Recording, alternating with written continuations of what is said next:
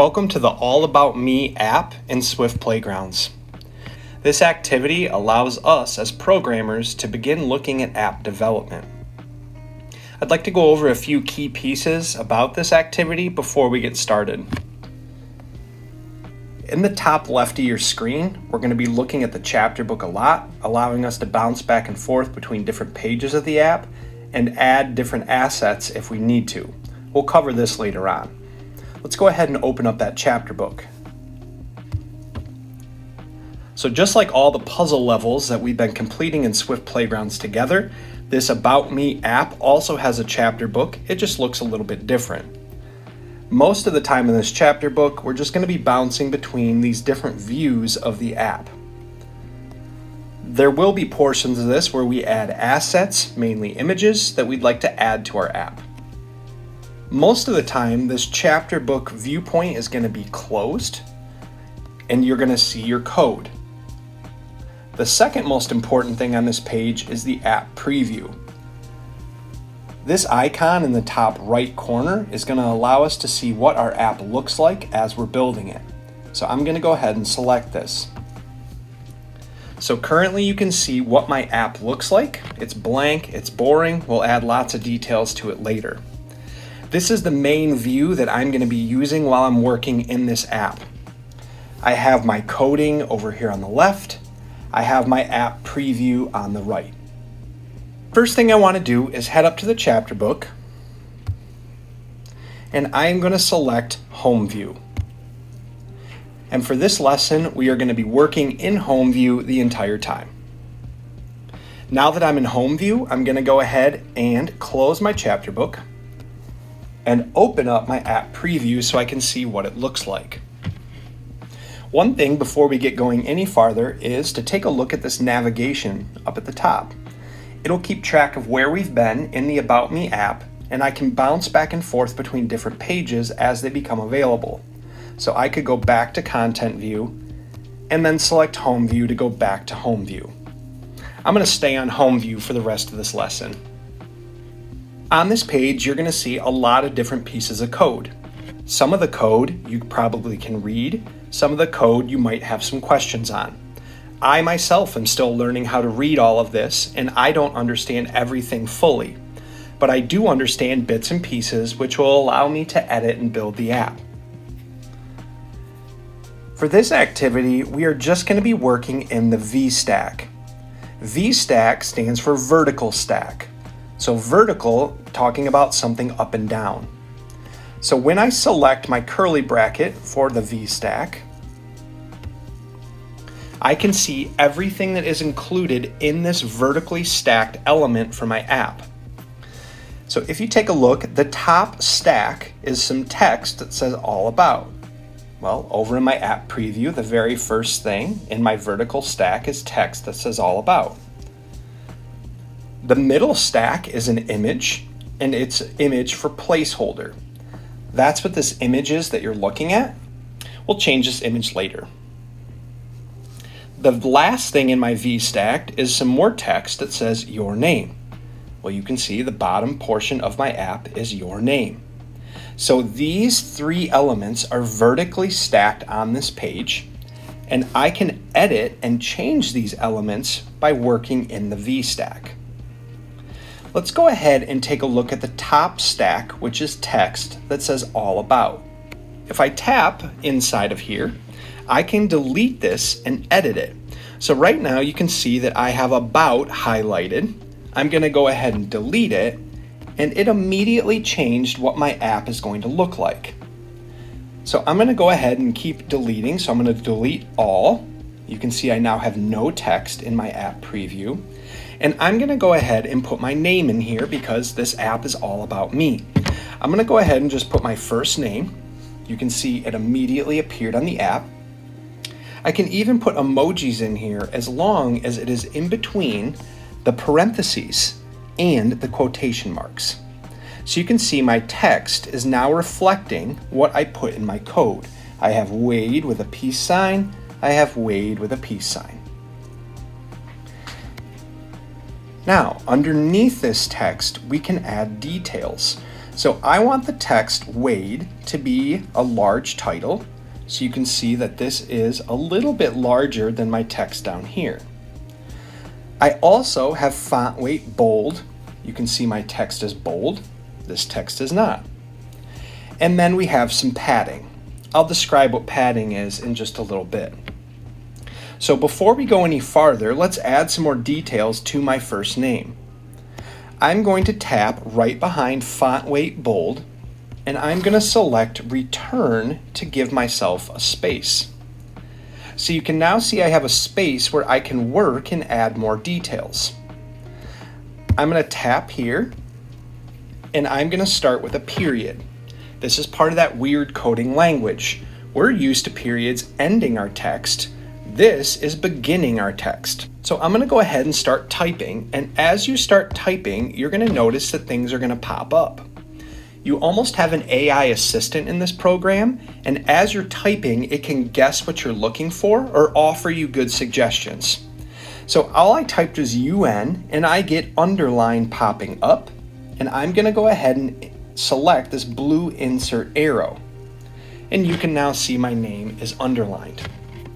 I could add more details by starting with a period. I could start typing IT, and I could make it italicized if I want to. And you can see my name change to italicized. Another popular thing that people like to do is change the color of the text. To do that, I'm going to start typing foreground, F-O-R-E, and I'm looking for foreground style. I'm going to go ahead and select insert. I can delete all of this stuff that is being highlighted in blue right now, and I just want to change it to a color. So I'm going to start with a period, and you can see my AI assistant is already being able to tell what I want to do, and it's offering me some options, which a lot of them are colors. I could search through here or continue typing. I'm going to search for blue. It knows what color I'm looking for, and I can select insert. And my name immediately changes to blue. So this is one way that we can edit that text.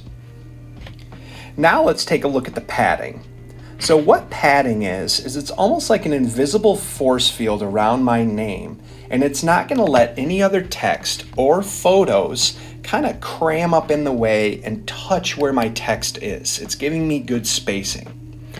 So now if I want to edit my padding, I could select by padding, select return to give myself a space, and now I want to add some color to that padding. So to do that, I'm going to start off with a period and start typing BAC for background. You can see it already popped up for me. I'll insert it in. Nothing happened because I haven't given any details about that background yet. So I'm going to get inside of my parentheses, and I'm going to type my color that I'd like, and I have to start with a period. So I'm going to go with gray, I think. I'll insert it in, and you can see that that padding now has a gray background to it. Everything that I just did for the top portion of my VStack could also be done for the bottom portion of my VStack. So I currently have text that says your name.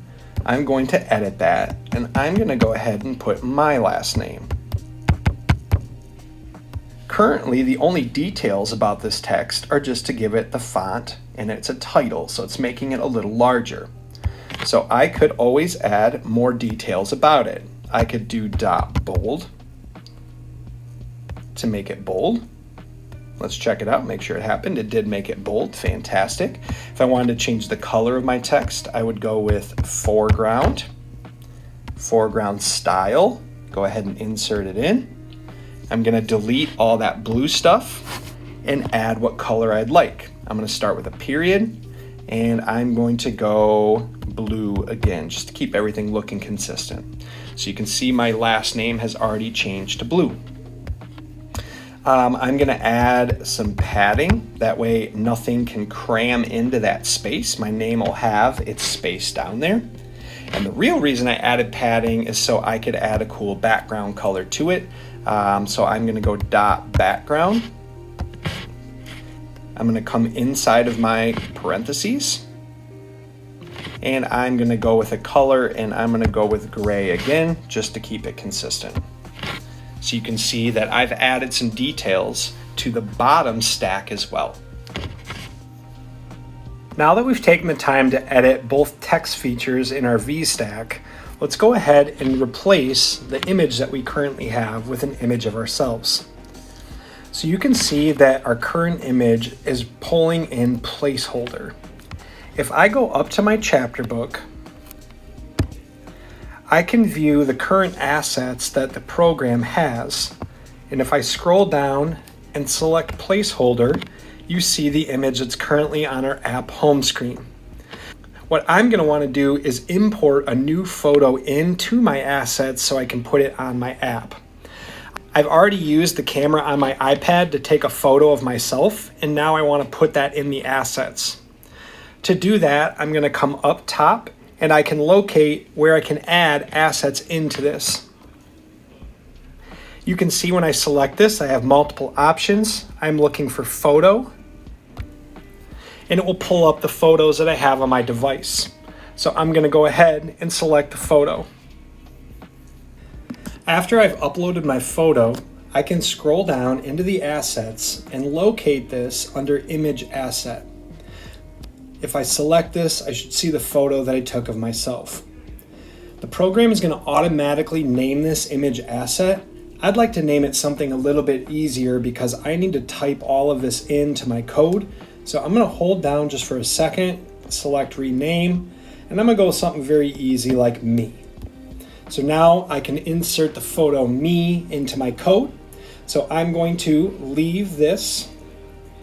So I'm going to leave this view and go back to home view. And then I am going to close my chapter book and open up the app preview. So currently placeholder is still in for the image. So I'm going to want to select this, delete it, and then type in my image asset name, which was me. It is case sensitive, so that capital M has to be put in, and you can see that my photo has popped up. Just like the other elements in my VStack, I have the ability to add more details to this. So if I wanted, I could select behind scaled to fit, and I could start with a period. My AI assistant is going to pop up with some options, and I can add other elements to this. For example, if I wanted to make my picture black and white, I could type in gray for grayscale. And you can see that my photo has now removed a lot of the color, making it more black, white, and gray. I can add more details like a border, and I can put a border around, and you can see it came up with the color black, and I now have a black border. There are lots of other edits and additions that you can do to your photos and your text boxes.